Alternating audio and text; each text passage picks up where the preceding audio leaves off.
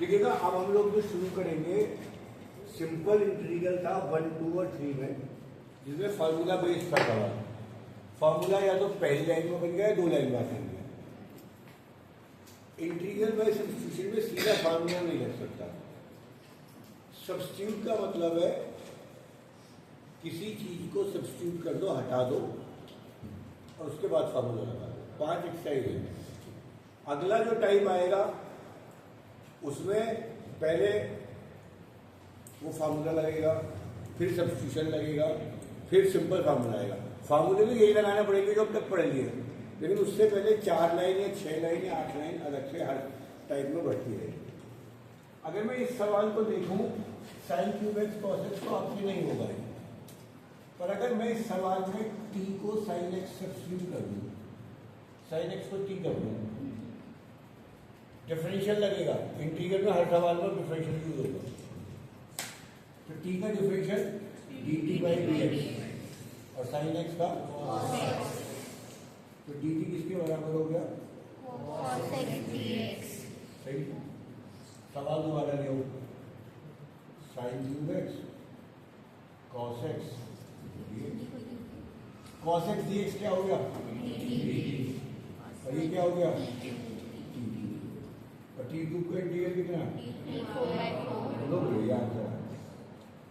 इस सवाल का आंसर आएगा साइन 4x। ये सब्स्टिट्यूशन का पहला सवाल है, पहले एक्सरसाइज 4 का पहला सवाल था।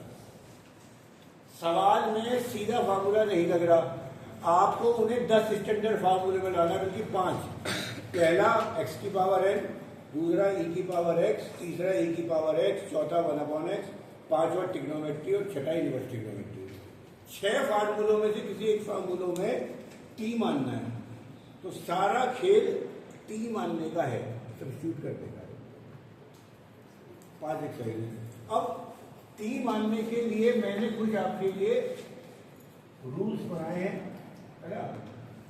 रूल्स 95% सवालों में काम करेंगे, 99 में काम करेंगे, पर आगे तक जैसे आगे चलोगे वो कुछ ना कुछ आपसे हमसे नया करवाता रहेगा।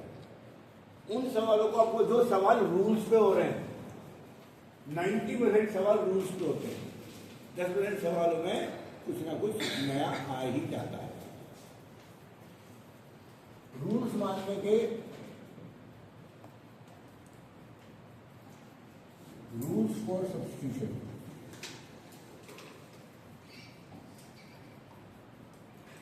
सबसे पहला रूल कहता है t उसे मानना है जिसका डिफरेंशियल क्वेश्चन में गिवन है। ये पेरेंट फार्मूला है, पेरेंट रूल है, जिसका डिफरेंशियल क्वेश्चन में गिवन है। इसके अलावा t, ये फार्मूला, ये वाली लाइन कभी फेल नहीं होगी, बाकी सब फेल हो जाएंगे। जिसका डिफरेंशियल सवाल में दिया हुआ है उसे t मानना है। सवाल में कॉस और साइन क्यूब है, साइन क्यूब किसी का डिफरेंशियल होता नहीं, पर कॉस डिफरेंशियल होता है। सबसे पहले तो यही रूल कर लो कि जिसका डिफरेंशियल गिवन है उसे t मानना। कॉस किसका डिफरेंशियल था? साइन का, तो उसको t मानना। और आसान पे जाते हैं। अगर क्वेश्चन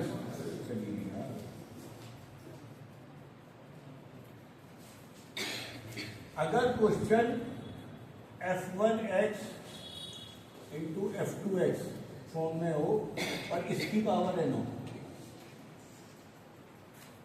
दो फंक्शन और एक की पावर चढ़ी हुई है, ये दो फंक्शन थे, एक की पावर चढ़ी हुई है, तो t f1x को मानो जिसकी पावर चढ़ी हुई है, जिसकी पावर। सवाल है रूट 10x सेक स्क्वायर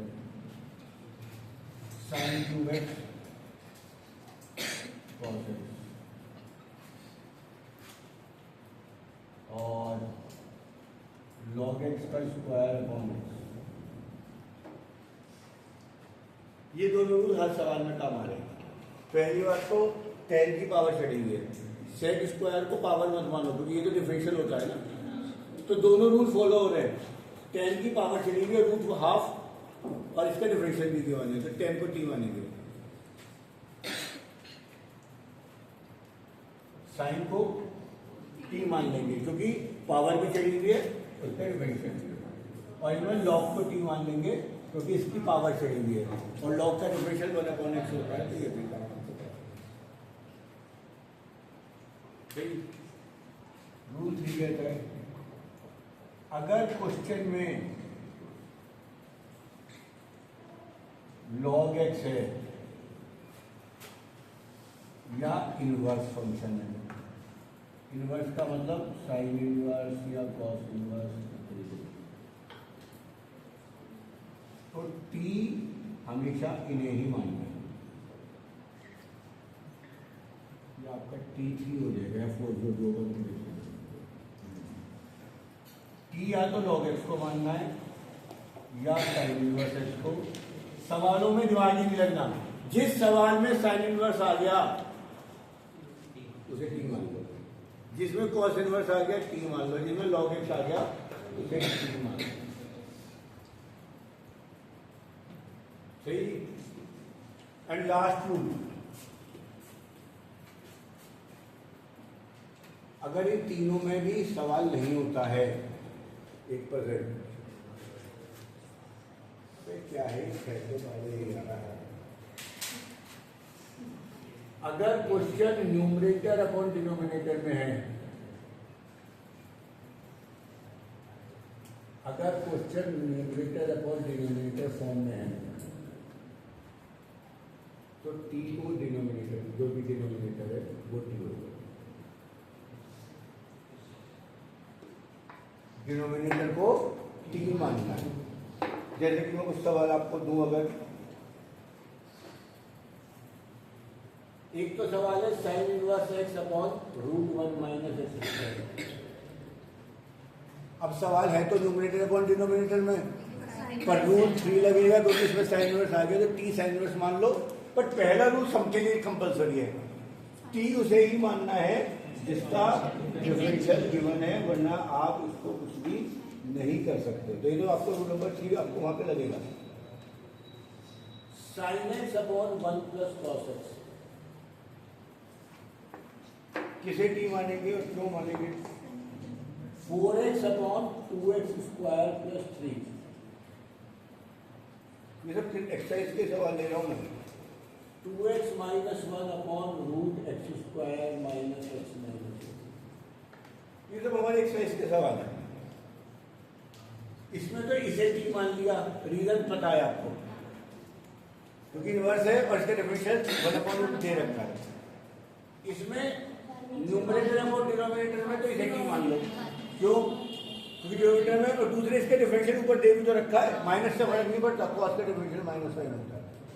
इसमें इसे टी मान लो क्योंकि 2x स्क्वायर प्लस 3 का डिफरेंशियल 4x ऊपर दे रखा है। 99% क्वेश्चन में 99% क्वेश्चन में 4 रूल लगेंगे, इन्हें समझना है बहुत अच्छे से बस। और आप 25 एक्सरसाइज तक भी जाएंगे तो सब्स्टिट्यूशन आपका हर सवाल में लगेगा। अगला सवाल जब हम बाई पार्ट सीखेंगे ना, तो उसमें भी सब्स्टिट्यूशन तो मानना पड़ेगा। उसके लिए एक स्टैंडर्ड फॉर्म बनाने के लिए, इसे सिंपल फॉर्म बनाने के लिए सब्स्टिट्यूशन करना पड़ा, तो ऐसा बार बार आप लोगों को करना पड़ेगा। तो आपको मैं आज ज़्यादा होमवर्क नहीं दूंगा, तो ये दूंगा कि आप एक्सरसाइज 4 और 5 में ये सोच के आए कि टी किसे मानना है। बेसिकली यहाँ तो बता रहे हैं, तो देख लो एक और रह गया, अगर question F1 F2 x form में हो, हम इसे बोलते हैं फंक्शन के अंदर फंक्शन, फंक्शन के अंदर फंक्शन। x तो एक बार होगा और 2 फंक्शन होंगे, log sine x cos x, या tan cos log sine x upon x, log sine x तो इसी का वैल्यू है, इसे लिख लो log sine x upon cos x. तो इसमें साइन एक्स को टी मान लो। फंक्शन के अंदर फंक्शन है, तो जो अंदर वाला फंक्शन है आप उसको टी अपने आप मान लेंगे, काम हो जाएगा। Cos root x upon root x, function के अंदर फंक्शन है कॉस रूट एक्स है, तो रूट एक्स को टी मान लो। अब मैं आपको ये पढ़ा हुआ होगा टी का एक्स, रूट एक्स का डिफरेंशियल 2 तो उधर चला जाएगा, d2 dt हो जाएगा। रूट एक्स का डिफरेंशियल 1/√x होता है, मैं कहता हूँ। तो इसके अलावा अब आपको कोई सवाल में कुछ करने की जरूरत नहीं है। एक बार बुक निकालो, मुझे कुछ करेक्शन दिख रही है तो मैं आपको आज बता दूँ। एक्सरसाइज 4 के क्वेश्चन 10 में अपॉन में रूट एक्स कर लो, cos root x upon root x कर लो, सही जी। 12 क्वेश्चन है जैसे 1/x² e की पावर -1/x, फंक्शन के अंदर फंक्शन हो गया तो 1/x को टी मानोगे, उसका डिफरेंशियल 1/x² होता है, सही ना। तो वो आपके पास अपने आप आ जाएगा। cot x log sin x, correction तो और कुछ नहीं है। चलो तरीका करते करते समझ में आएगा। इनिशियली ना रूल समझ में आ जाए पर लिखना थोड़ा दिक्कत करता है। टी किसे मानेंगे, तो dt/dx कितना, dx वाले लो। ये पूरा का पूरा हिस्सा सवाल में होना चाहिए हमेशा।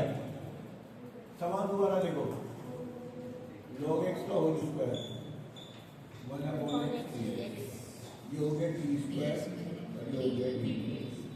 आंसर आ गया dt किसे माना है, log x।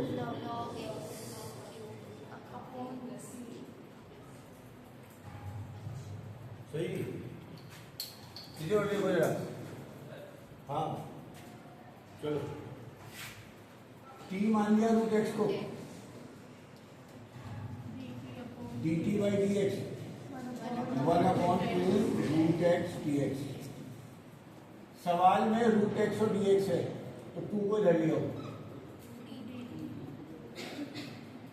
बराबर 1/√x, ये हमने बॉक्स कर दिया। सवाल दोबारा उतारो, cos रूट एक्स 1/√x,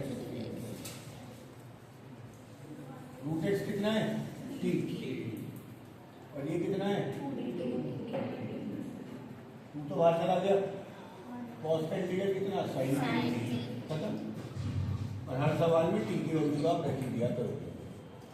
आज देखने को 2 एक्सरसाइज दे सकता हूँ, पर आपको ये जो टी रख के सवाल को सारा टी और dt में बदलना है, उसके लिए टाइम ले रहे हैं। कल तो आपको 2 एक्सरसाइज मिल जाएंगे, इसलिए आज का काम आज जरूर कर लेना। सही जी, उतार जल्दी, बंद कर।